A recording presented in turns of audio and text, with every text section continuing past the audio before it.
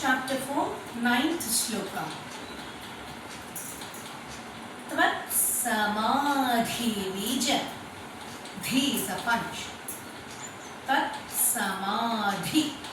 You punch on dhi. Bija slash. Ye tu ya puna. Ye tu yaha punaha is given. Ya puna. Ya puna slash.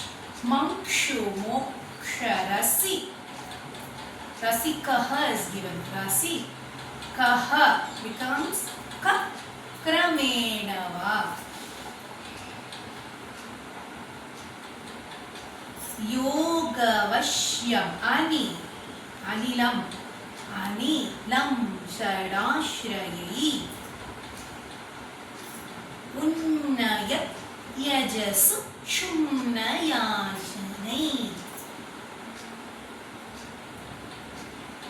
Tvat samadhi vijayetu ya punah mankshu moksha rasika kramena va yoga vashyam anilam shadashrayai unnayat yajasu shumnayashanai. Now chant after me. Tvat samadhi vijayetu ya punah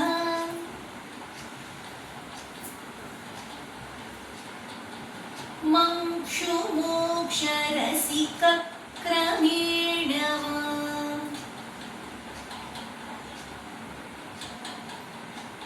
yoga vashyam anilam shadashrayai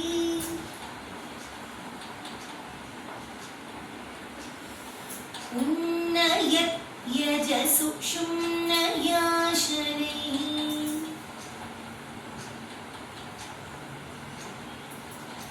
Again, repeat after me. Tvat samadhi vijayetu ya punah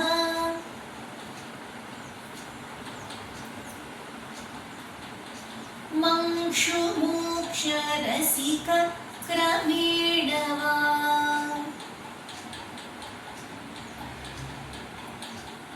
yoga vashyam anilam shadashrayai unnayat yajasu shumnayashanai. Now chant along with me. Tvat samadhi vijayetu ya punah mankshu moksha rasika kramena va yoga vashyamani lam shadashrayai unnayat yajasu shumnayashanai. Chant along again. Tvat samadhi vijayetu ya punah mankshu moksha rasika kramena va yoga vashyam anilam shadashrayai unnayat yajasu shumnayashanai. 10th. Linga dehamapi santyajanna tho is a punch.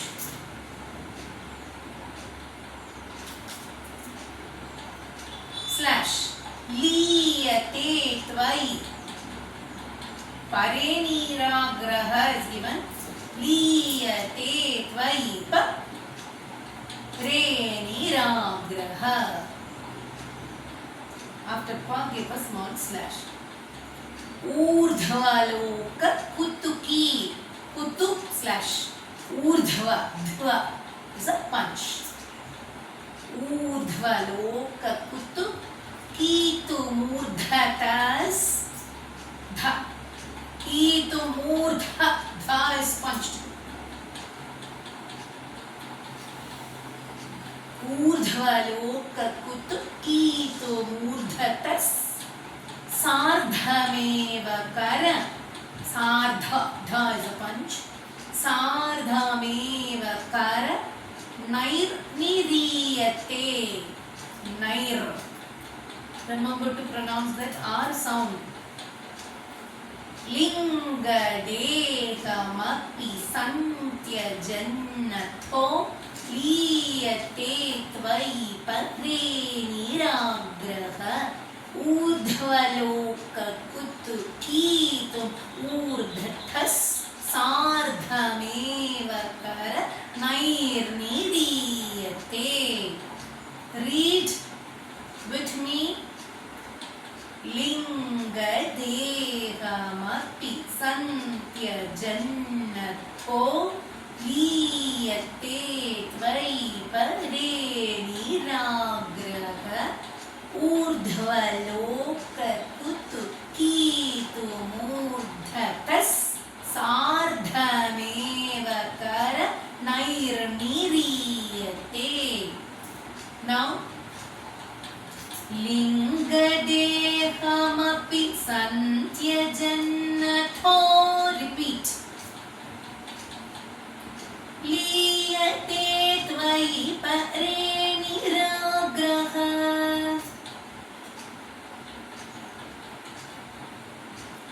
ऊर्ध्वलोककुतुकीतुमूर्धतस्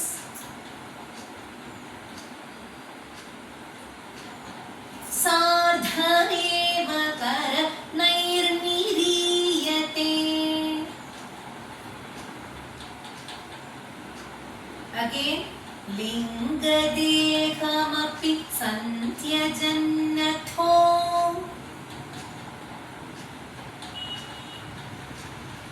लीयते त्वयि परे निराग्रह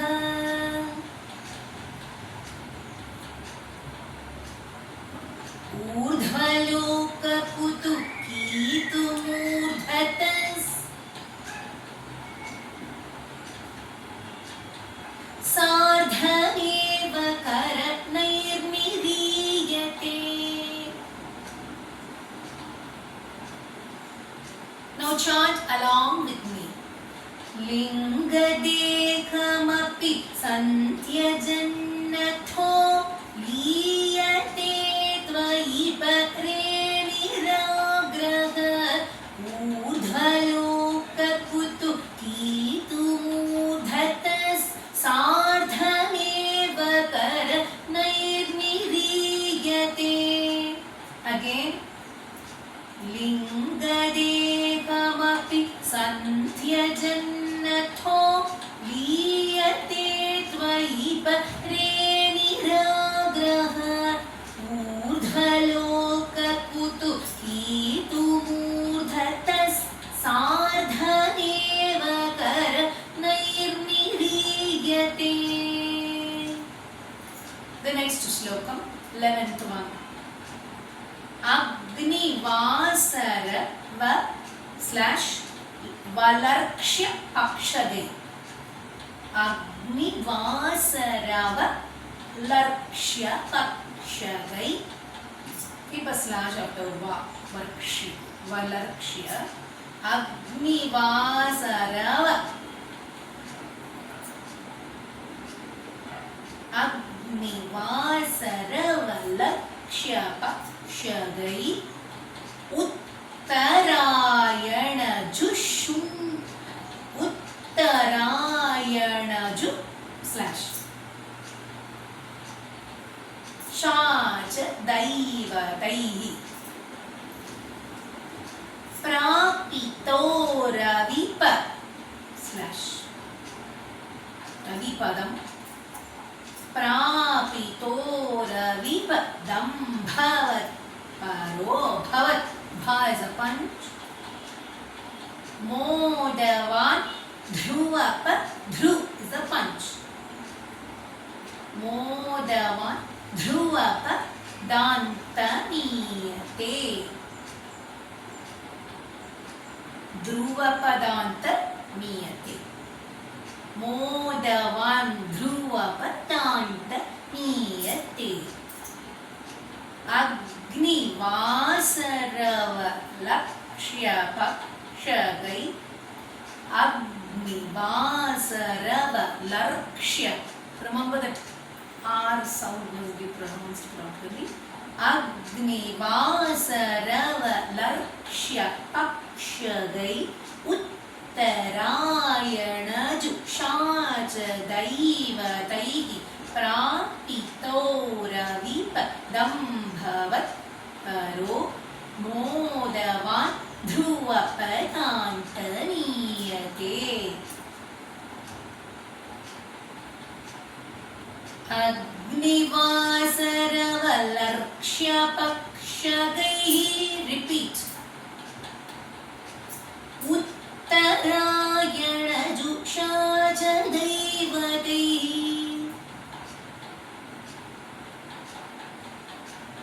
प्रापितोरविपदम्भवत्परो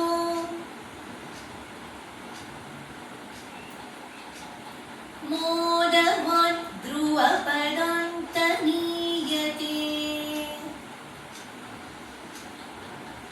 Again. अग्निवासरवलर्क्ष्य पक्षगैः उत्तरायणजुषाचदैवतैः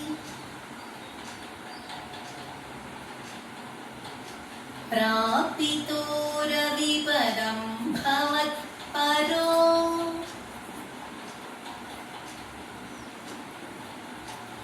मोदवान् ध्रुवपदान्तनीयते. The next श्लोकम्.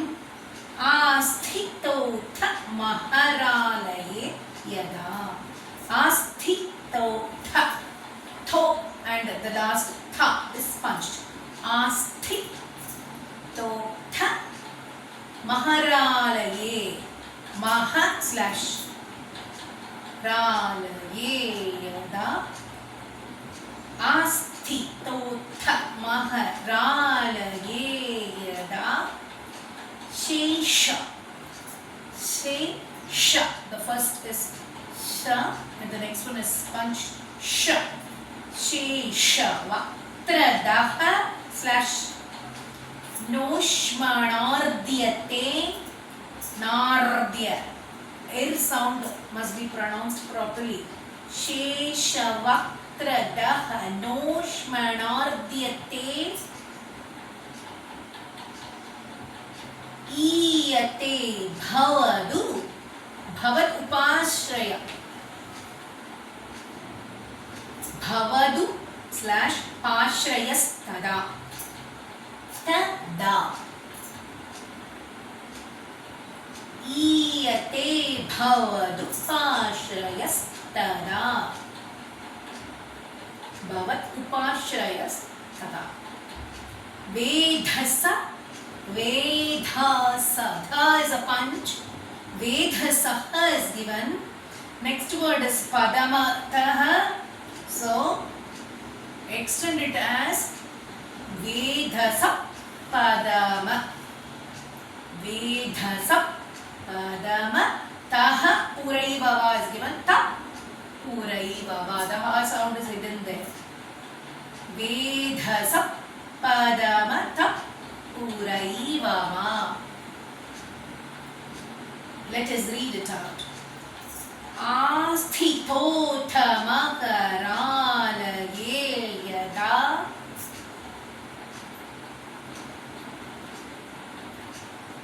शेषवक्त्रदः नोष्मणार्द्यते.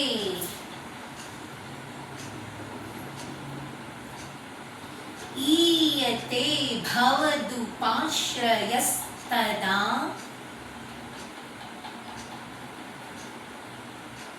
वेधस पदमत पुरैववा.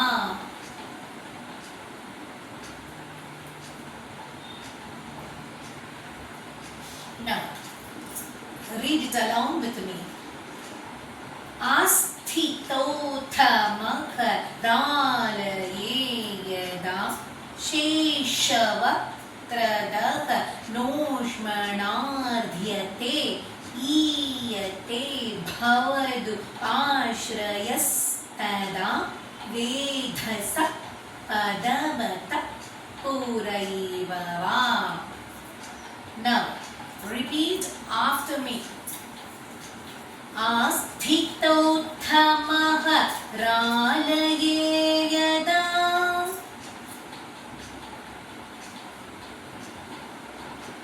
शेषवक्त्रदः नोष्मणाद्यते.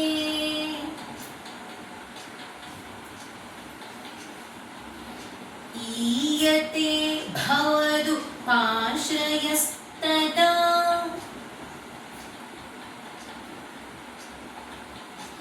वेधस पदमत पूरैववा. Again. आस्थितोत्तमः रालये यदा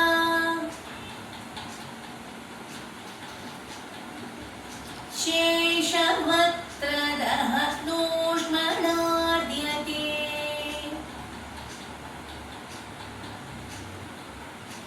ईयते भवतु पाश्रयस्तदा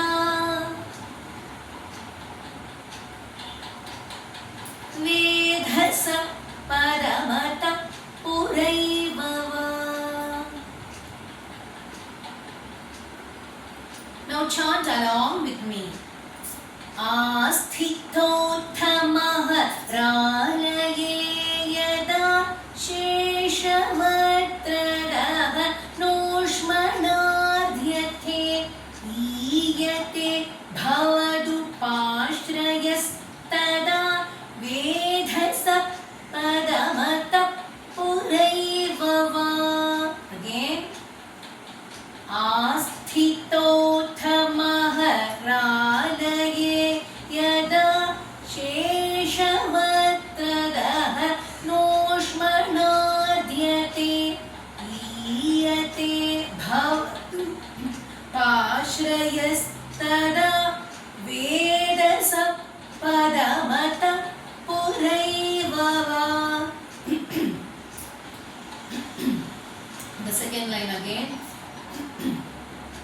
ईयते भवतु पाश्रयस्तदा वेधस पदमत पूरैववा.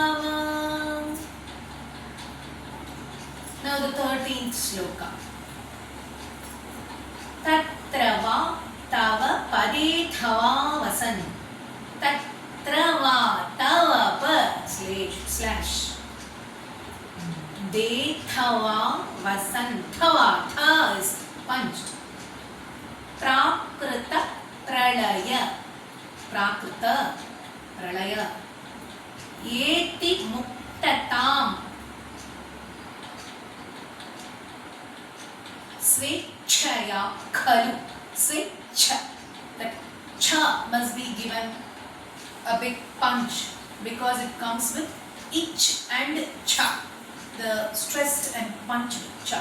So it becomes swechaya. Something like C-C-H-H-A. Khalu. Kha is punched. Swechaya khalu purapi. Kalupu slash रापि मुच्यते slash संविभिद्य. भी is punched. संविभिद्य. जगदण्डमोजसा. जग slash दण्डमोजसा. जगदण्डमोजसा.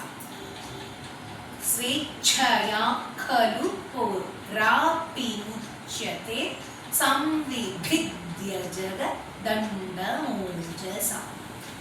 तत्र वा तव पदे थवा वसन् प्राकृत प्रलय एति मुक्ततां स्वेच्छया खलु पुराविमुच्यते संविभिद्य जगदण्डमोजसा. Repeat after me. Tatra va tava pade thava vasan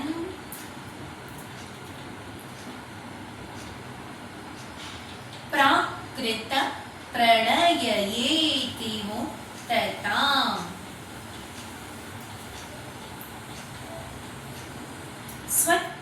स्वेच्छया खलु पुरापि मुच्यते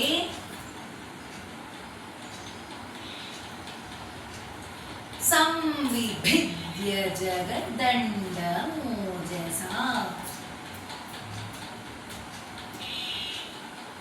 Read it along with me.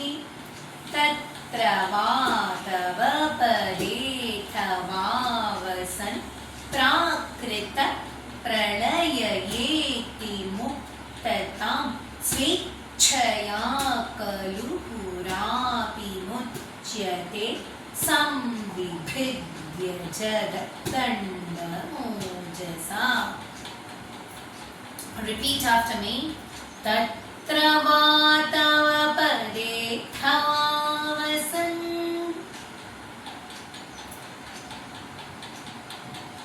प्राकृत प्रलययेति मुक्तताम् स्वेच्छया खलु पुरापि मुच्यते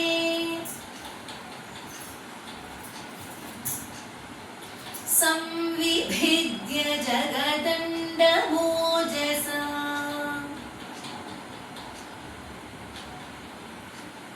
Again. तत्र वातव पदेथवावसन्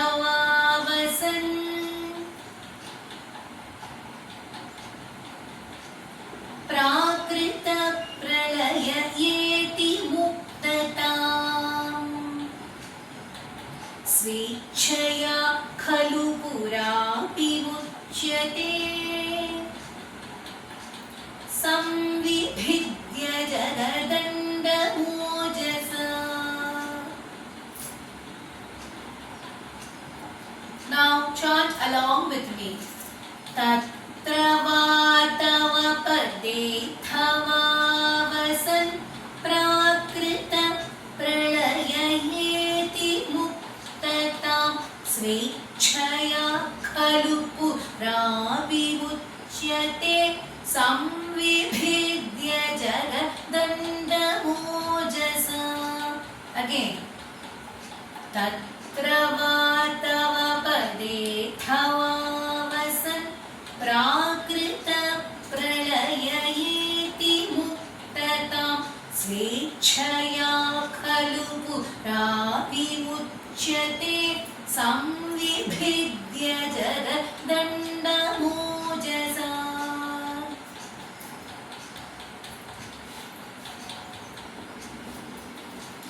14th and 15th are available in the next recording. Please check it.